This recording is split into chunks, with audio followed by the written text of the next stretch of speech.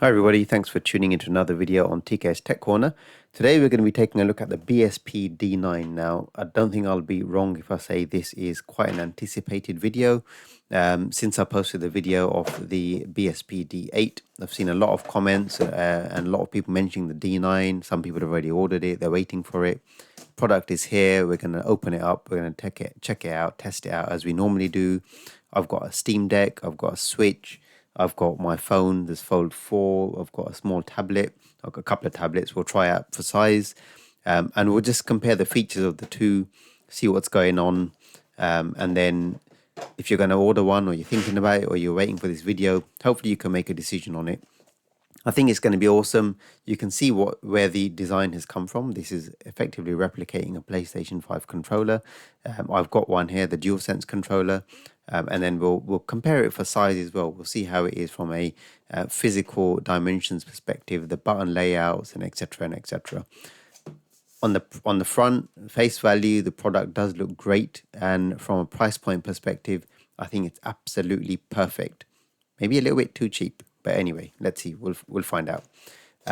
Features on the side of the box, we've got some features listed. I think it's got more than this, but we've got a turbo feature. We're seeing that in pretty much all the controllers these days. This has got a vibration mode as well, same as the D8 also did. Hall rockers, so Hall effect, analog triggers. We've got Hall effect, analog sticks. So hopefully we're eliminating any sort of drift type issues here. And then we've also got macro keys at the back as well. I don't think I'll have to pull it out again now because I've tested so many, I can't remember if they had it or not.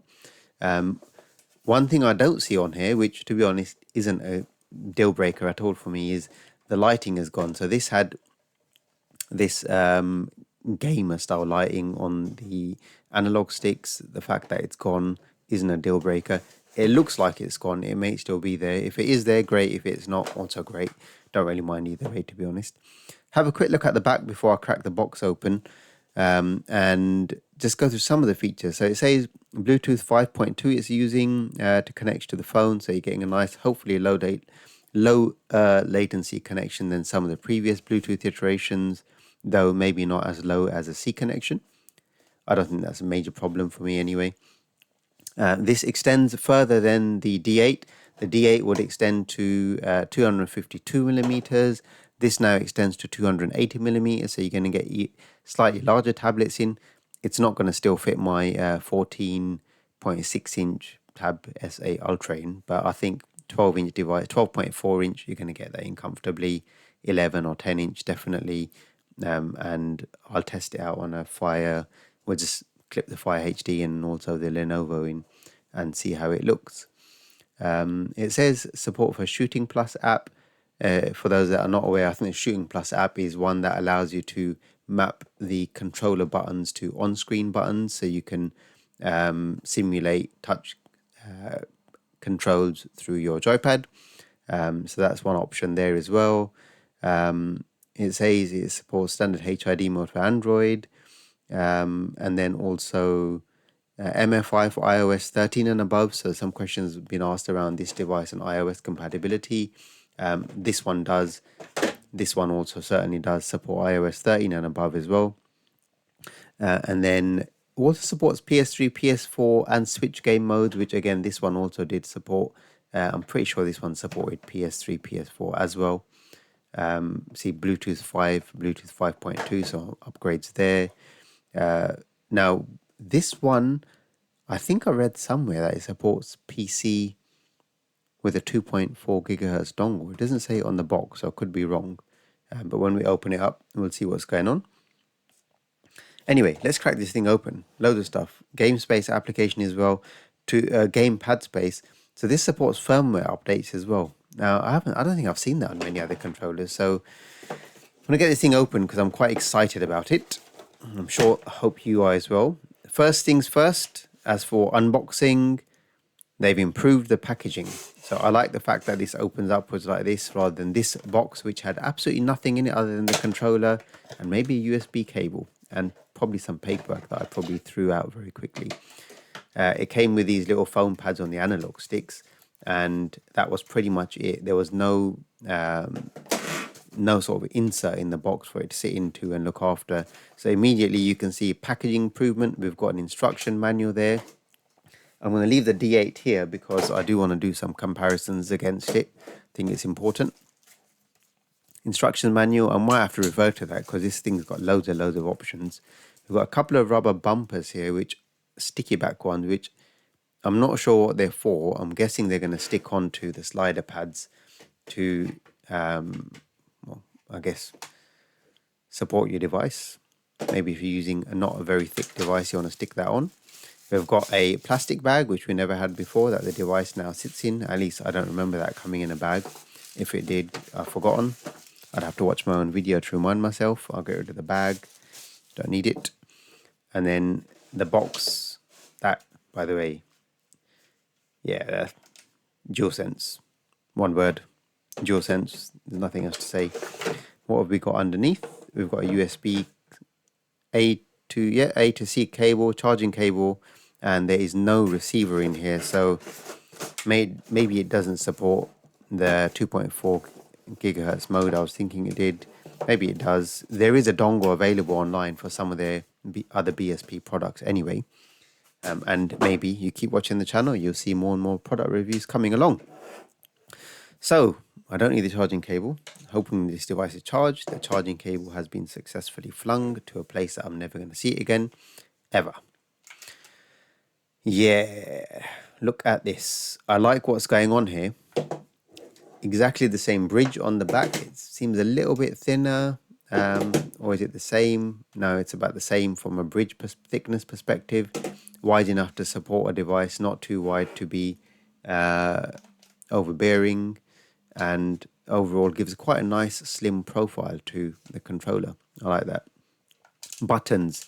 I'm going to get the PS5 controller here because the DualSense controller. I've got a black one because I bought a black one here, and you can get one that's color coded white and black, exactly the same as the standard white DualSense controller as well. So you can see what's going on here. You can see where this come from, right? This has been born from this, right? Analog sticks, full-size analog sticks that are, oh, got some dust on there, that are roughly the same as this. These ones are a little bit deeper, I think. They've got a little bit, they've got textured finish on the sides. These ones are smooth, they're not so textured. But other than that, they're full-size sticks. The caps are roughly the same as the DualSense caps as well. And they've got a nice clickiness to them.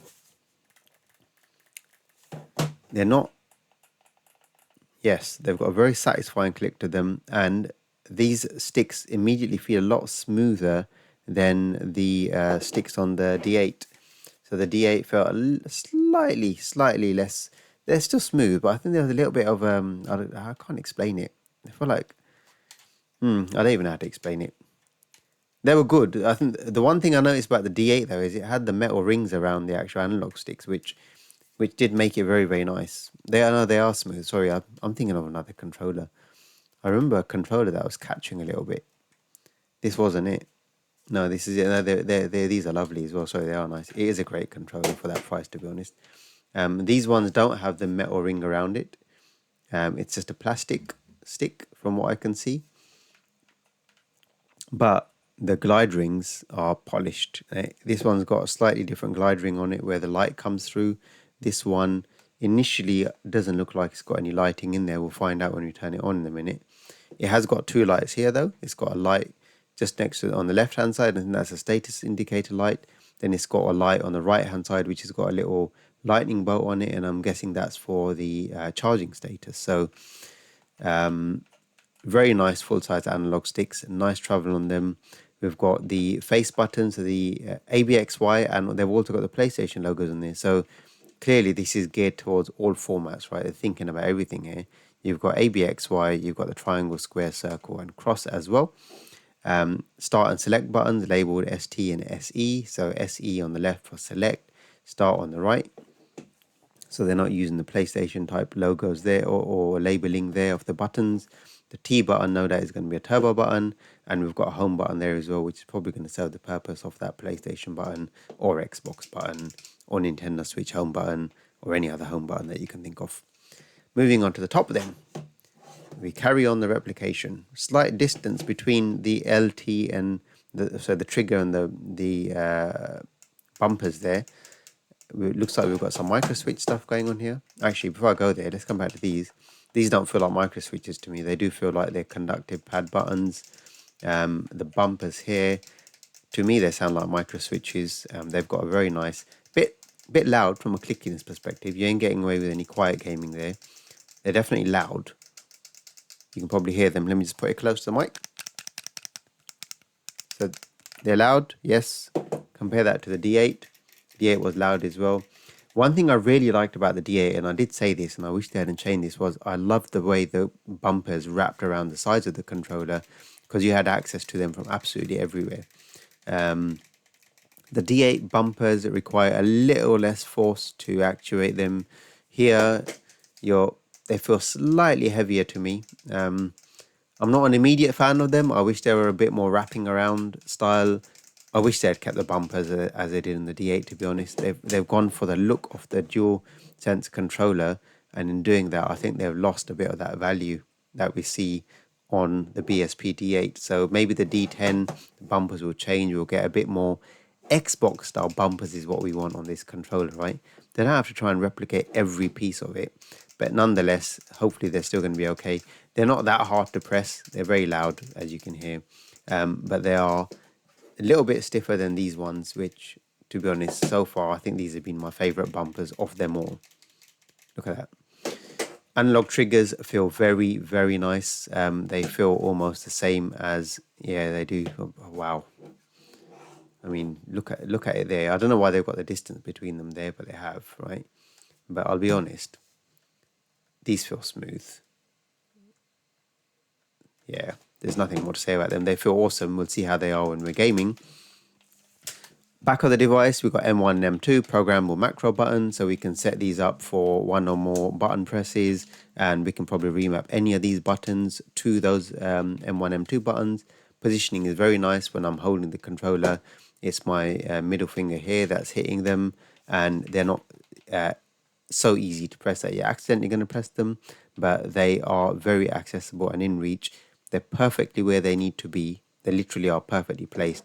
Makes you wonder if you can pick up something like this for less than 40 quid or 30 quid with the back buttons on it. Why don't they stick them on the standard DualSense controllers? Because they want to release the edge and, you know, charge people well over the odds for something that people shouldn't have to pay that much for, to be honest. My personal opinion anyway. On the D8, we had slightly longer grips on the sides, which I think I preferred, because when the Switch fitted in there, it fitted in there quite nice. You've got a longer grip to hold longer tablets. They've reduced that slightly. I would not have minded if they had a little bit more coming out of the sides here or the tops, whatever it was, to hold bigger devices. Probably on the bottom, because then it doesn't make it an overall very tall product, right? But if they had something coming out to, say, here, where the bottom of the grips are, that would not have been a problem, because it doesn't get in your way gripping the device. It does offer good support to your other devices. Nonetheless, they've got this rubber thing going on the sides, and it should grip our devices adequately enough. From a stretchiness perspective, oh wow, look at that. So you can see what's going on there. You're getting a serious device in there. It's got a good spring load on it. Very, very good spring load on it. Little bit clunky, but then come on, you're not going to complain about that for 30 quid, are you really? Right? If you're paying 30 quid for that, you're going to live with a little bit of clunkiness in your bridge spring there. My D8, and they might not be all the same, I'll be honest. I might even just try and spray a little bit of lube in there. But look at that. That is a lot smoother than that. Remember though, they've gone very, very, very brave with this, because this thing stretches wide. When it's closed, it sits slightly wider than the D8 as well, but it looks like millimeters to me. So there's not much in it there. And then that's that, right? So let's get this aside. These triggers felt a bit dead. I mean, I'll be honest, they felt fine, but something about these just wow. Right? These were okay, but it weren't them. It's the springiness or the resistance on these. I think I might have mentioned it in the video. They felt a bit flat. There's a bit lacking a little bit of life in these, but again, you're not going to complain for 20 quid. So the moment we've all been waiting for, let's put some stuff in here. What are we going to test first? I think what we're going to test first is a 7-inch tablet. 7-inch? 8-inch? 8-inch tablet. 8-inch Lenovo Yoga. This is the Y700. Let's say Lenovo Legion Y700. That's a 2023 model with some serious specs, which I'm not going to go into at the moment because it's not important for this video. But there. That's what we're calling here is... I'll move it down a little bit. Have we got a black PlayStation Portal? That is a black PlayStation Portal, ladies and gentlemen. Look at that. I feel like I'm holding a black PlayStation Portal. It really is. Now, my worry is you gaming a little bit and this comes a little bit loose. Your device is just going to slide out of it. And the bigger devices are going to have less of that issue, right? For that reason, I preferred the long grips on this device, right? There's always a swing and a roundabout with these things, right? I don't know why they've done that, but they have. But it does look like you could potentially end up dropping your device out. We'll only find out how true that is when we're doing some gameplay sessions, so we may not find... It may be that while I'm testing it, it drops out and I'll answer your question straight away. Got my fold here as well. The fold will fit in there, no problem. Let's just try that out for size as well before I pair this up and get it going. So you can see that's already stayed open there, right? The fold goes in nicely. Biggest benefit to all of these is I'm not taking the cases off any of them at all, right? So look at that. There we go. That feels nice as well. Again, because they're Bluetooth and not USB-C, you can position them wherever you want. Is that going to fit in portrait as well? For whatever reason, if you're playing an emulator and you want it that way, yes, it fits in that way, fine as well. So no problem with the cases on whatsoever. Nintendo Switches here as well. We'll try these all out. Just getting a bit excited. Switch fits in absolutely perfectly as well. And all the devices, whilst they're in there, they look very, very nice. I think these rubber pads are designed to go in here to offer some protection to the back of your devices in case you don't want it scratched. Maybe you want it to, maybe your device is thin. That'll probably offer some grip to stuff sliding out as well. So it might not be a bad idea to get these on, because I reckon even with these on, if I had the tablet in there with the case, it'll still fit in there because there's a lot of space in them. So yes, that would be fine. I could stick them on if I wanted to, but I'm not that bothered about it for now. You can see the spring mechanism there. In my one anyway, isn't great. If you bought this D9 controller and you're not experiencing the same spring thing I'm experiencing here, it's the right one that seems to get stuck. The left one seems to be fine. Okay, cool. I don't think it's by design. There we go. Luckily, I didn't break it there. We're going to get this thing into pairing mode. So I'm going to press the home button. It's turned on. That status light is flashing blue. I'm guessing it's already in a pairing mode because it's not been paired to anything as yet. So I'm just going to quickly unlock the tablet. Right. You can see Xbox is open on there anyway, but let's just quickly get into the Bluetooth menu and see if we can find the D9. Wireless controller. I think this is going to be it. Pairing. Hopefully this is it because there's nothing else here. That should be... Well, no other wireless. I say there's nothing else here. There's plenty of controllers around me, I assure you. Though nothing that's in a pairing mode. So it's got to be the one. Can't communicate with wireless controller. Why? Alright, I'll tell you what I'm going to do. I think it's normally the X button, but to get into Android pairing mode, it's probably the device. So Android shooting plus mode, which I don't want to go into. I want to go into Android standard mode. X plus home button for 2 seconds. Right, there we go. X plus home button, 2 seconds. It's flashing yellow. That's going to work now. So I'm going to refresh. Now it comes up BSP D9 rather than just Android controller. Yeah, you can access my contacts. I don't know what you can do with them, but have them anyway. It's working. Well, hey, we're in. That is working very, very nicely so far. I'm going to go into Xbox. We're going to test out some remote play. Xbox, I don't know if it's still on or if it's gone to sleep. Let's find out. I'm going to put the volume up because it's not going to disturb anyone right now. It's working fine. Let's play some Forza. Now, honestly, yeah, if this thing works, I don't know what to say. Control disconnected. That's from the last session. Right. Test the analog sticks out. The analog sticks are working fine.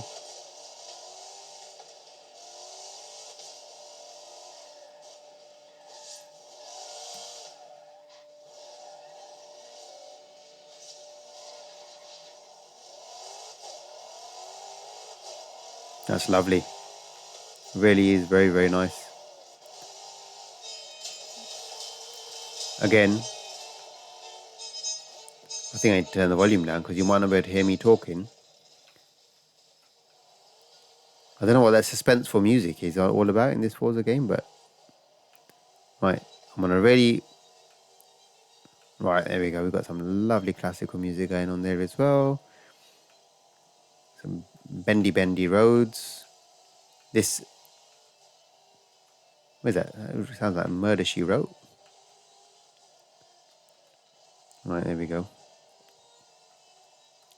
Who remembers Murder She Wrote? If you remember Murder She Wrote, leave a comment in the section below. Give us a thumbs up for Murder She Wrote. Was it Murder She Wrote or something else? Or am I remembering something else? Y to rewind. Works fine.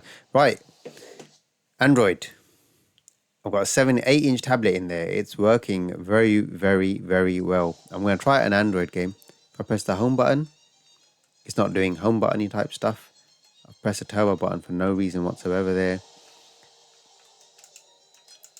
Bumpers are working fine as well, as you can see. Switching through the different view modes. Very smooth, very, very smooth. Very, very smooth indeed. Very impressed so far. I think this is, I'll be honest, I think of all the controllers I've reviewed so far, from a budget perspective and the fact that this thing just covers sheer amount of connectivity to so many devices, I think this has got to be the one to buy right now. Yeah. I mean, there's some serious controllers out there. G8 Galileo, Elo Vagabond is probably my personal favorite because it's got this style of grip on it. You're getting longevity out of these. You're getting serious comfort when you're playing games. You will feel like you're holding the PlayStation Portal. I kid you not, if you've got a PS Portal and you like the way that feels, you're going to like the way this feels. Let me just quickly pause this. I didn't talk about the D-pad. How could I forget about the D-pad? The D-pad's got a very, very generous sized D-pad we've got here. And it hasn't got micro switches, but the conductive pads in there feel very nice. It's got a very nice transition from one direction to another. It's not sharp, it's not rigid. It's got a nice amount of dippage in there. It's definitely concave. It's not flat at all. You can sense the edges of it, and your thumb rests nicely in there because it's a lovely big D-pad, as you can see there. They haven't gone for the PlayStation style design, which is separate, but from a size perspective, it's the same as that. All they've done is they've made that, but they've just connected them all up. That's literally all they've done. It feels exactly like that to me. And it feels nice. It feels almost the same as a PlayStation pad. I'll be honest, it really does. Other than the fact they all joined together, from a responsiveness and a feedback perspective, it feels exactly the same. And I like the fact that it's not that noisy. I like the size of it. I like the way it's dished in just enough to nestle your thumb into and have a good gaming session. Yeah, I like that. We're going to go into an Android game now. So disconnect, quit. Let's just test it out on a local Android game quickly before we switch platform. We're going to go into Dead Cells. It's probably going to be a long video, so you might as well get yourself a cup of tea. Pause, get yourself a cup of tea, cup of coffee, nice cake, maybe, because we've got a lot of stuff to test. Has to be done. We've got to go through them all. That is loading. I didn't look through the manual much, right, other than just for the pairing modes. Android, Harmony OS, iOS, Android OS, Android Standard mode, iOS MFI mode, X input for PC, Switch mode, we're going to try all of these out. PS3, PS4 mode with the C cable to pair the device. PC 2.4 gigahertz computer receiver mode. And that's the picture of the receiver, it might not focus properly, that I've seen on AliExpress. So I'm going to order that. Not very expensive either. I think it's like 99p, because you're not. But what I have got here though, because I was pretty sure, was I've got the GameSir 2.4 gigahertz receiver. I'm going to try and plug that up to the Steam Deck and see if we can pair it. So we'll try that out as well. Motor vibration force adjustment is through the controller directly, so not through an app. Turbo settings, you pretty much pressing a button. Let's try it out. Let's try turbo out now. So the way turbo generally works is you'll hold the button and then turbo. So for example, that's jumping here. All right, so let's try and do turbo on this. You can see that's going turbo mode now, and you can see how that would all of a sudden be very useful in a game like this. No, yeah. R1. There's a small bug in this jar. Something feels off. The bug was right. Okay. Let's pick up stuff. Good. Right. Okay.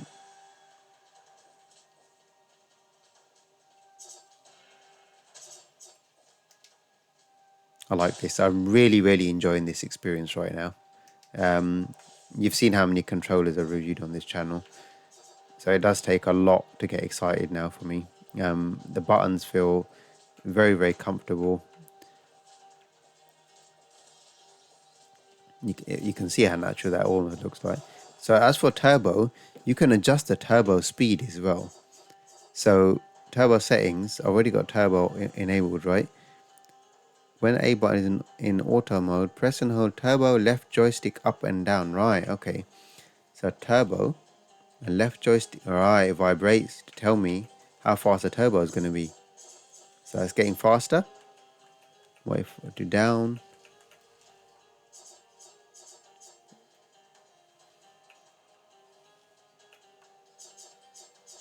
So you can see it slow down a bit there.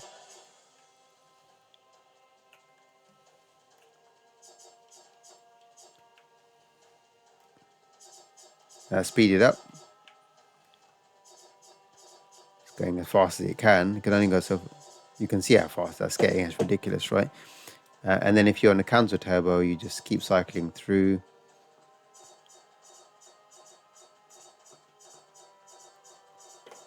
Oh, that's going to a crazy mode. Look. And then it cycles through back to normal. So it was in an auto fire mode there effectively. Right, so good stuff. Turbo works, very nice. Axis calibration, so you can calibrate. This thing's got a 6-axis gyro in there as well, by the way, yeah. So Nintendo Switch, why didn't they stick NFC in there? It would have been the best controller in the world. Whew, I'm excited. Back macro extension buttons. Press and hold select button on the handle, press M1, status indicator will flash, and then M2 settings is the same as above. After setting was turned on, status indicator flashes quickly. At this time, you can assign a button or a macro. Okay. For example, press A key once. Okay, and then what do I do? Right. Okay. So let's try that. So I'm going to hold select and one of the macro buttons. How long do I have to hold it for? Status indicator will flash, so I have to select, yeah, okay. I'm going to select the macro button, I've got it pressed. I'm waiting for the status indicator to start flashing. Let's try M1 and then select maybe. I don't see any status indicator flashing, I must admit.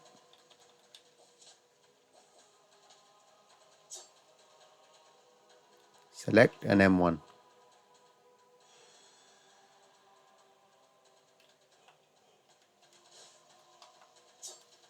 Nope, not seeing it. Select and M1. Oh, that's not M1. Select and M1. I'm going to try start in a minute because select ain't working. Start and run the macro buttons. Nope, that's not working either. I'm going to press just the macro button for a few seconds. It definitely says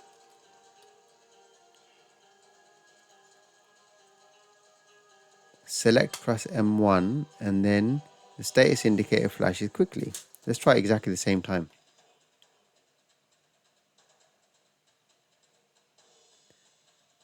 Let's try the other macro button. Could just be the game, by the way.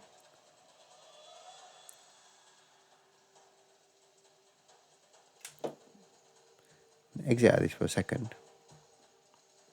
Right, let's try it without the game. So we're not in the game now. Select M1. No, nothing flashing. Let's try home. It's gone off. Right, so that home didn't work. Let's try start. It would be good to get this going, just to test all the features out quickly. Now we're just going to test the platforms, and then we're going to call it a day. But it is going to be a long video. Right, I can't get the macro buttons working, and I'm not going to waste too much time on it. They are there. We'll figure out how to get them going eventually. D-pad is really nice. It really is very nice. It's one of the best ones I've tested. It's up there with some of the best ones. Select and then a macro button. Let's try that. So I've waited a bit of time before I pressed them. No. Make sure I'm looking at the right status indicator. And they've probably fallen short on that instruction there.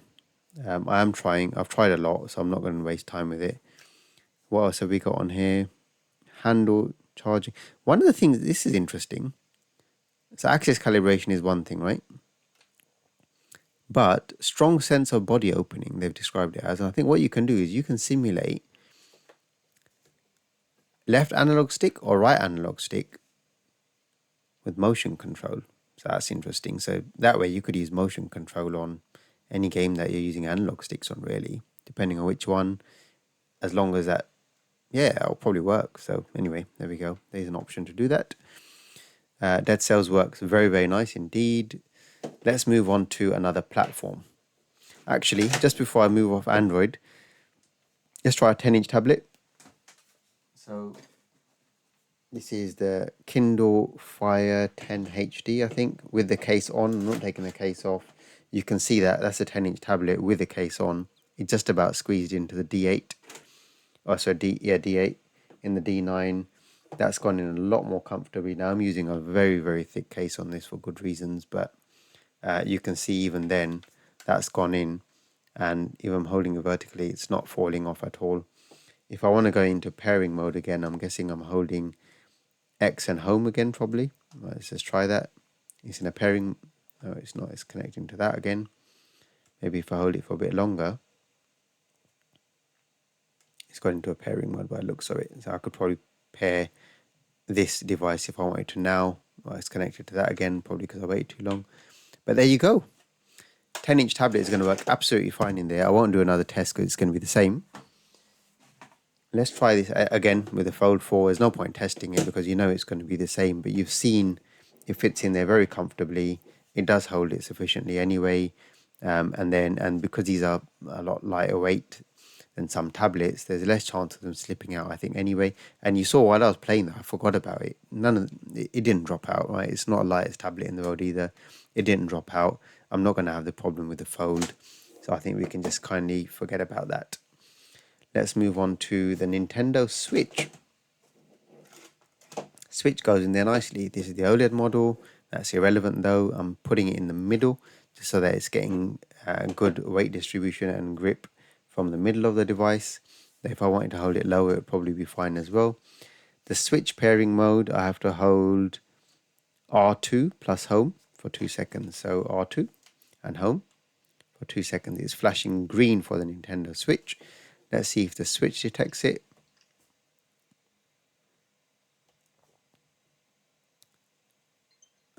Pro controller, it has detected it. So you can switch the A/B buttons around on this as well.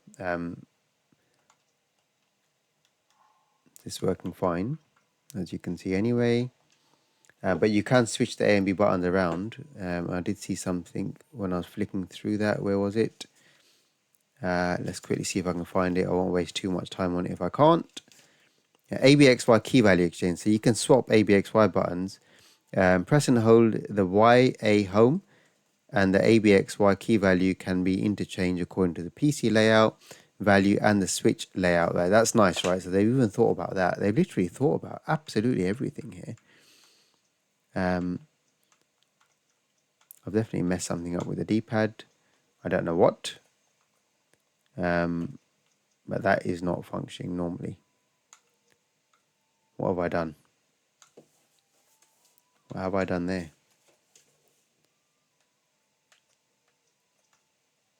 No, I haven't done anything. Being silly. What am I talking about? I was forgetting how to play Zelda.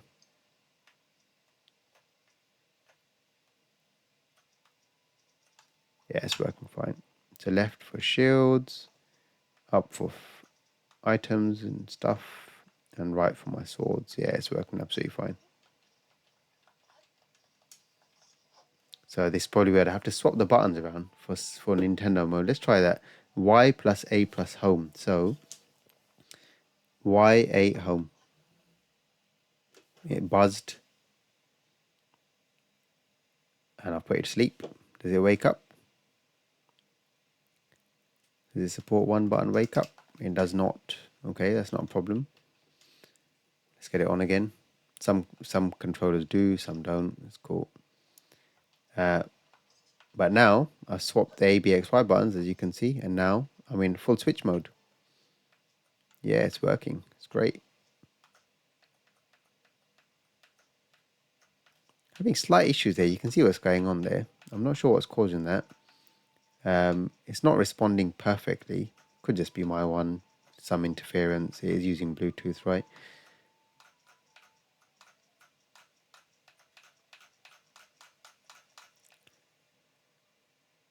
Almost like there's a slight dead zone in my stick for some reason. Now I wonder if that's configurable or not. I don't know. Could just be me overanalyzing this right now. That's the analog stick's working. Gyro, as you can see, is working fine as well. Yep, gyro's working perfectly.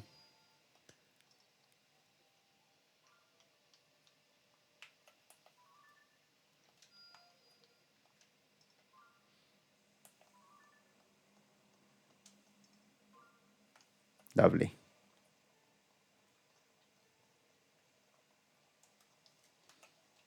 Gyro with, there you go. You can see it's working fine. No problem there whatsoever. Very, very nice. So, Switch, done. Android, done. What's next for this beast of a controller? C port is on the top there, by the way.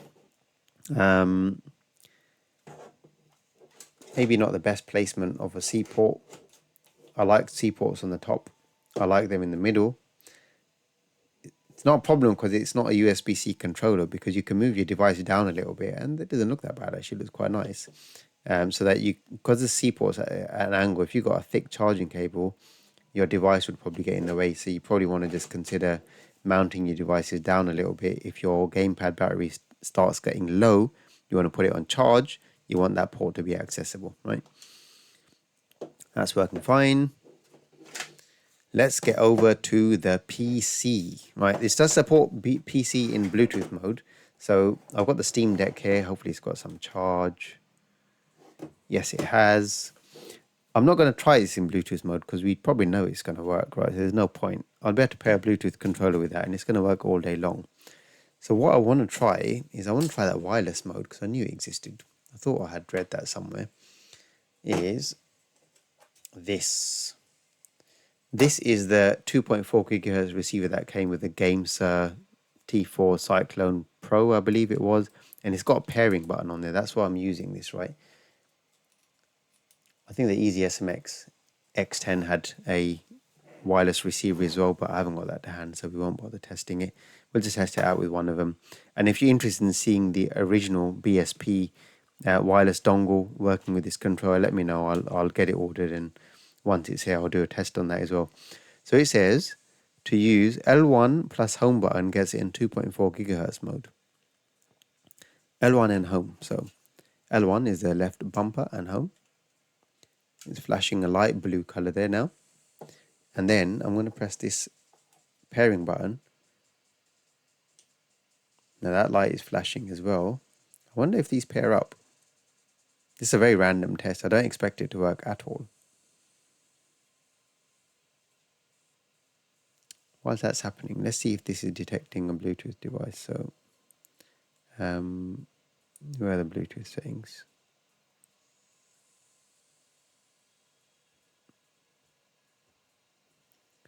It doesn't look like it's pairing.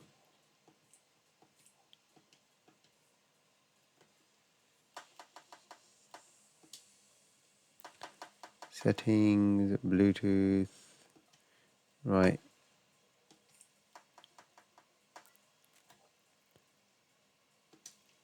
Ah, that's interesting.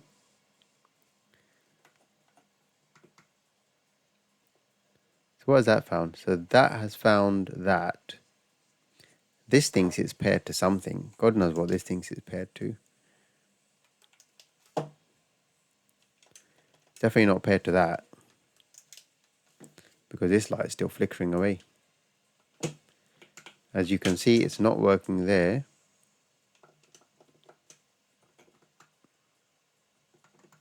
I'm going to try that once more. So L1 and home button for 2 seconds. So first it's going to go off. Now it's flickering away again. I don't know what to expect here, by the way. So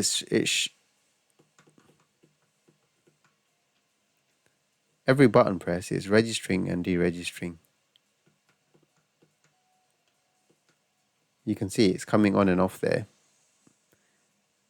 Because I'm in Bluetooth mode, I didn't expect it to work. Maybe I should just try it on Bluetooth mode for the sake of it.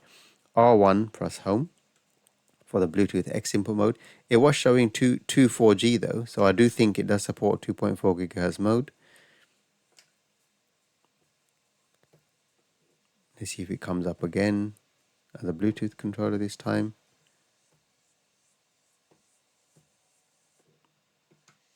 I'm going to take this thing out.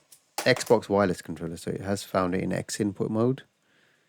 And it's paired now, I believe. I don't know if it's a thing that you just can't use your controllers. It's definitely not working.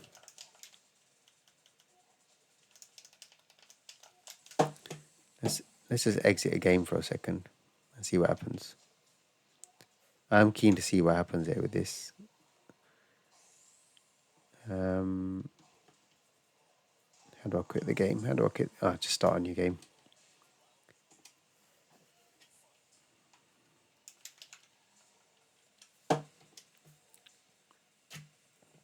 So it does look like it's paired.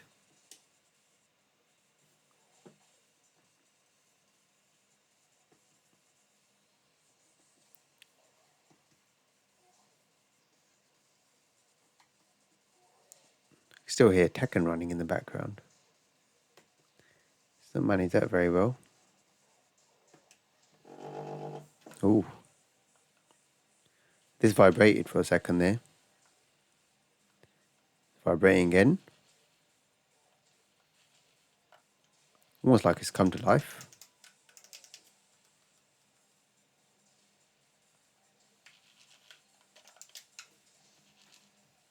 It's vibrating in relation to me getting whooped. Here. Aha. All of a sudden, it's working. So it just needed to come alive. So it does work. I wonder if I can go back to 2.4 gigahertz mode on there. Maybe, maybe not. Who knows? Wouldn't it be interesting to see that working? Mind you, it could just be that because I'm not on a Windows PC. It's not going to work. I don't know. Who knows? Who knows? I haven't got a Windows PC on my table here that I can connect it into right now, unfortunately. So it was L1 and home, I think, was for 2.4 gigahertz mode.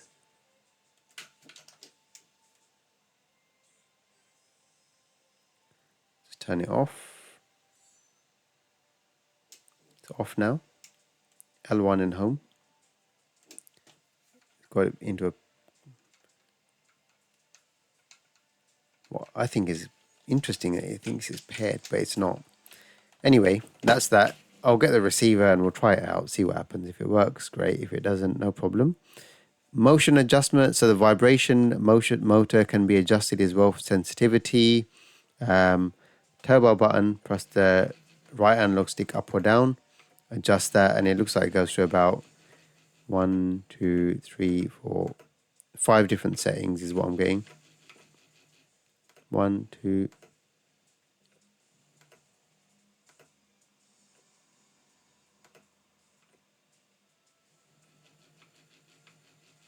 Yeah, 4 or 5 different modes is what I'm feeling anyway.